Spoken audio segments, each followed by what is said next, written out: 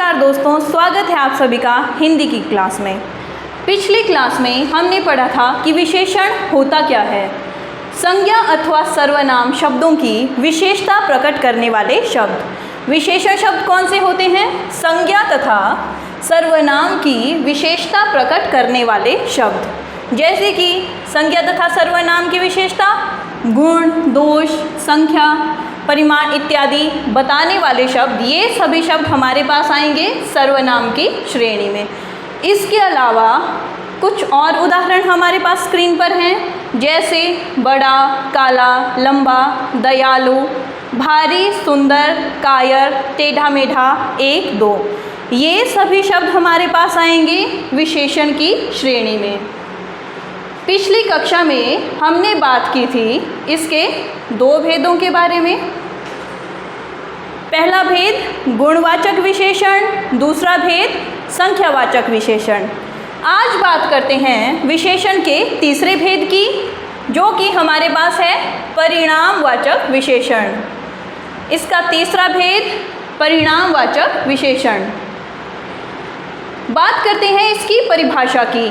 वाक्य में ऐसे शब्द जो कि वस्तु का परिमाण या मात्रा का बोध कराए, वे सभी शब्द हमारे पास आएंगे परिमाणवाचक विशेषण में। कौन कौन से शब्द? जो शब्द वस्तु की परिमाण या मात्रा का बोध कराए, वे सभी शब्द हमारे पास आएंगे परिमाणवाचक विशेषण में। उदाहरण के लिए हमारे पास कुछ एक शब्द स्क्रीन पर लिखे हुए हैं। आधा किलो, किलो, आधा लीटर, इंच। जहाँ पर भी हमें ये सब शब्द दिखाई दें, ये सभी शब्द आएंगे परिमाणवाचक विशेषण में। अब कुछ एक उदाहरण के माध्यम से इसको समझते हैं। हमारे पास पहला एग्जाम्पल है, डेयरी से 2 लीटर दूध लाना। पहला उदाहरण, डेयरी से 2 लीटर दूध लाना। यहाँ पर आप देख सकते हैं कि दूध की मात्रा हमें दी गई है। कितना लीटर दूध? 2 लीटर दूध। दूसरा वाक्य, मुझे 2 मीटर कपड़ा चाहिए। इस वाक्य में भी हमें कपड़े की जो है मात्रा वो क्या है? दी गई है कि कितना मीटर कपड़ा? 2 मीटर कपड़ा। बात करते हैं अगले उदाहरण की। तीसरा वाक्य, 5 किलो गेहूँ पीसने की ज़रूरत है। यहाँ पर भी हमें गेहूँ की मात्रा का बोध करवाया गया है कि कितने किलो गेहूँ? 5 किलो गेहूँ। इसके बाद अगला वाक्य, 5 किलो घी से 8 किलो मिठाई बनेगी। यहाँ पर हमें घी की मात्रा भी निश्चित दी गई है तथा ये भी बताया गया है कि इस घी की मात्रा से कितनी मिठाई बनेगी। तो परिमाणवाचक विशेषण में वस्तु की मात्रा का बोध कराने वाले शब्द, ये सभी शब्द आएंगे परिमाणवाचक विशेषण में।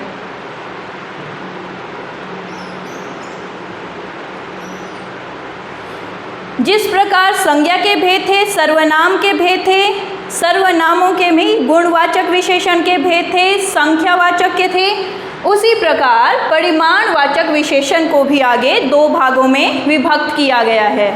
पहला भेद निश्चित परिमाण विशेषण, निश्चित परिमाणवाचक विशेषण, तथा दूसरा भेद अनिश्चित परिमाणवाचक विशेषण।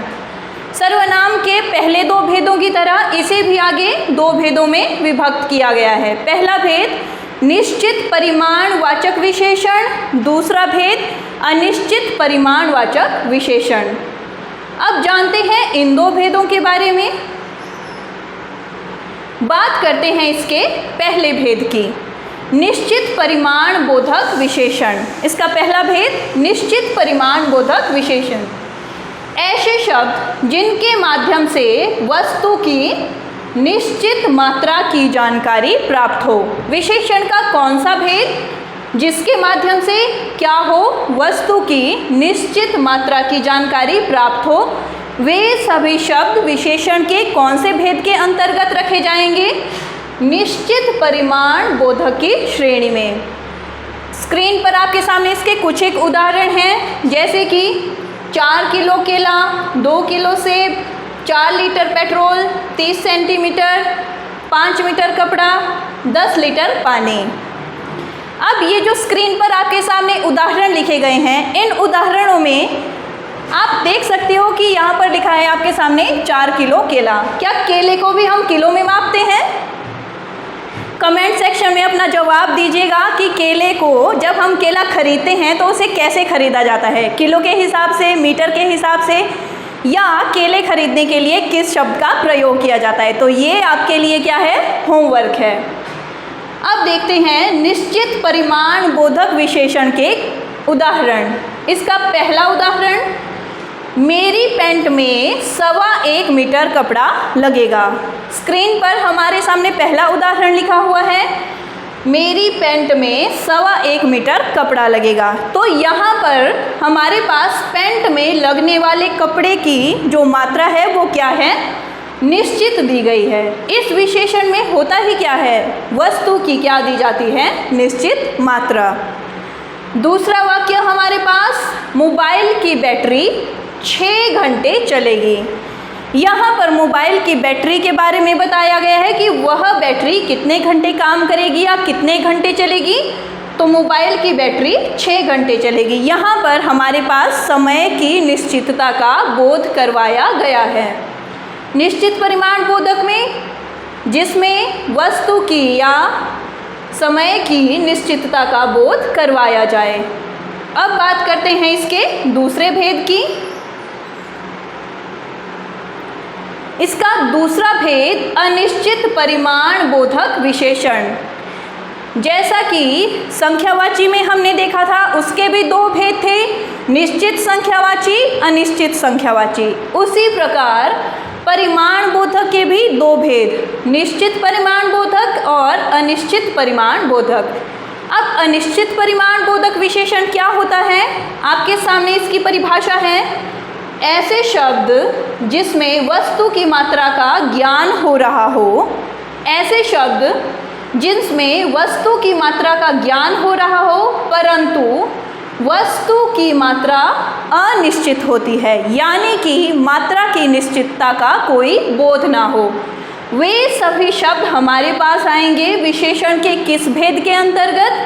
अनिश्चित परिमाण बोधक विशेषण के अंतर्गत।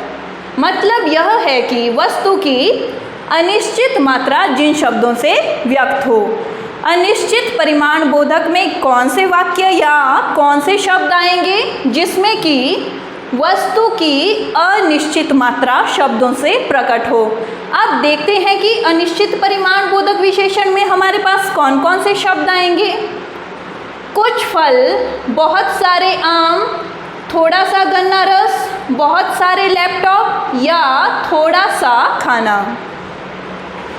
बात करते हैं इसके पहले उदाहरण की, कुछ फल। यहाँ पर फलों की संख्या क्या है? निश्चित नहीं है। हमारे पास एक ही प्रकार के फल भी हो सकते हैं या अलग अलग प्रकार के फल भी हो सकते हैं। बहुत सारे आम, बहुत सारे आमों में 10 आम भी हो सकते हैं, 2 आम भी हो सकते हैं, 5 आम भी हो सकते हैं। उसी प्रकार थोड़ा सा गन्ना रस, 1 गिलास, 2 गिलास या 1 जग। अगला उदाहरण, बहुत सारे लैपटॉप, इसके बाद थोड़ा सा खाना। अब देखते हैं इसके कुछ एक उदाहरण। इसका पहला उदाहरण, सफल होने के लिए बहुत सारी मेहनत करनी पड़ेगी। सफल होने के लिए बहुत सारी मेहनत करनी पड़ेगी। इस वाक्य में यदि मैं आपसे पूछूं कि ये बहुत सारी हमारे पास क्या है, तो ये बहुत सारी हमारे पास क्या है? अनिश्चित परिमाण बोधक विशेषण। यानी कि सफल होने के लिए ये नहीं है कि 1 मेहनत करना पड़ेगी, 2 मेहनत करना पड़ेगी। हमारे पास क्या लिखा है कि सफल होने के लिए बहुत सारी मेहनत करना पड़ेगी। दूसरा वाक्य, वहाँ पर बहुत सारे मोबाइल पड़े हैं। दूसरा वाक्य, हमारे पास बहुत सारे मोबाइल पड़े हैं। अब मोबाइलों की संख्या कितनी है, ये इस वाक्य के माध्यम से हमें क्या है? निश्चितता का कोई बोध नहीं हो रहा है। मोबाइल 5 हो सकते हैं, 10 हो सकते हैं, 20 हो सकते हैं। तो ये बात थी अनिश्चित परिमाण बोधक विशेषण की। अब बात करते हैं सर्वनाम के चौथे भेद की। बात करते हैं सर्वनाम के चौथे भेद की, सार्वनामिक विशेषण।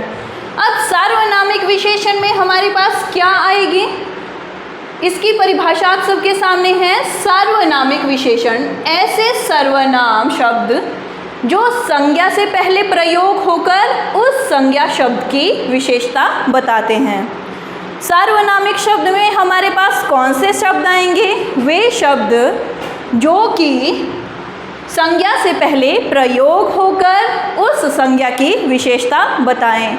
अब यदि मैं आप लोगों से पूछूं कि संज्ञा क्या होती है, तो संज्ञा किसी भी व्यक्ति, वस्तु, स्थान इत्यादि का नाम या हमारे वातावरण में जो भी शब्द पाए जाएं, जिन्हें भी नाम दिया गया हो, वे सभी शब्द हमारे पास क्या है, संज्ञा।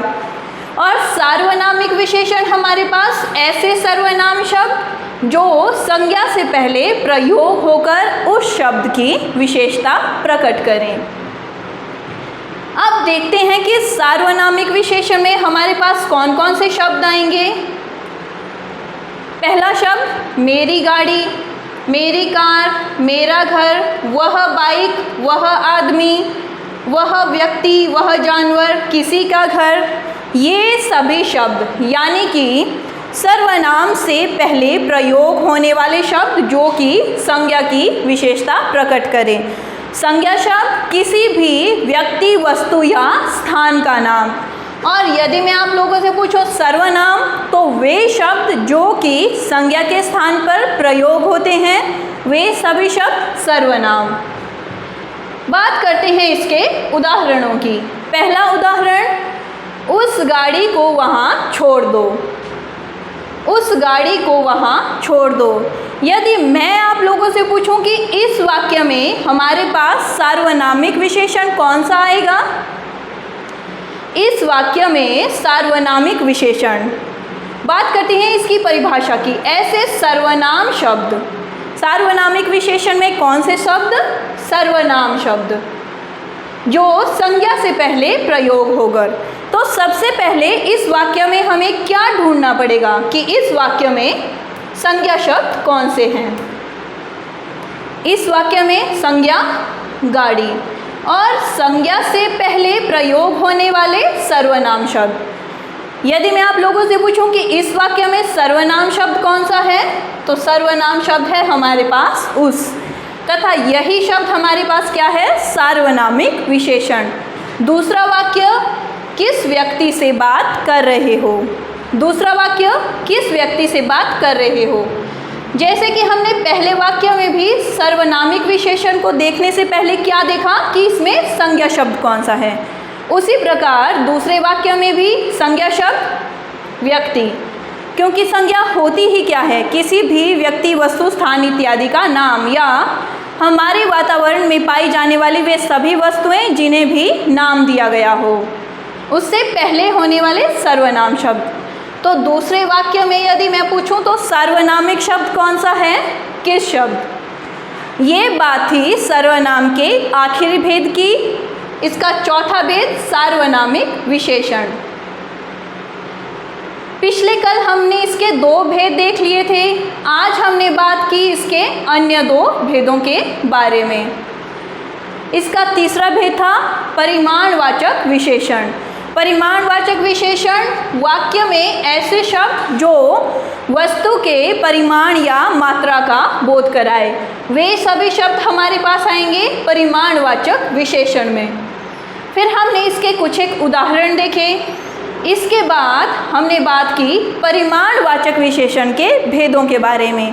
परिमाणवाचक विशेषण को भी आगे 2 भेदों में बांटा गया है, निश्चित परिमाणवाचक, दूसरा अनिश्चित परिमाणवाचक। फिर हमने देखा कि निश्चित परिमाण बोधक विशेषण क्या होता है, ऐसे शब्द जिनके माध्यम से वस्तु की निश्चित मात्रा का बोध करवाया जाए या निश्चितता का जानकारी हमें मिले। फिर हमने देखा कि इसमें कौन कौन सी चीज़ें आएंगी तथा इसके उदाहरण। इसके बाद हमने देखा अनिश्चित परिमाण बोधक विशेषण, जिसमें कि वस्तु की मात्रा का ज्ञान तो हो रहा है परंतु उसकी मात्रा क्या है, निश्चित नहीं है। अनिश्चित परिमाण बोधक विशेषण में हमने देखा कि वस्तु की मात्रा का ज्ञान तो हो रहा है परंतु उसकी निश्चितता का बोध नहीं है। और इसमें कौन कौन से शब्द आएंगे जो कि वस्तु की अनिश्चितता का बोध कराएं, जैसे कि कुछ, बहुत सारे, थोड़ा। ये सभी शब्द हमारे पास किस विशेषण के अंतर्गत आएंगे? अनिश्चित परिमाण बोधक विशेषण। इसके बाद हमने देखा विशेषण का चौथा और आखिरी भेद, सार्वनामिक विशेषण। इसे सार्वनामिक विशेषण क्यों कहा जाता है? क्योंकि ऐसे सर्वनाम शब्द, इस विशेषण के इस प्रकार में हमें क्या ढूंढने हैं? ऐसे सर्वनाम शब्द जो कि संज्ञा से पहले प्रयोग होकर संज्ञा की विशेषता प्रकट करें। ऐसे सर्वनाम शब्द जो कि संज्ञा से पहले प्रयोग होकर संज्ञा की विशेषता प्रकट करें। फिर हमने देखे इसके कुछ एक उदाहरण। आज की कक्षा में बस इतना ही। कल मिलेंगे विशेषण के कुछ एक उदाहरणों के साथ। तब तक के लिए पढ़ते रहिए। धन्यवाद।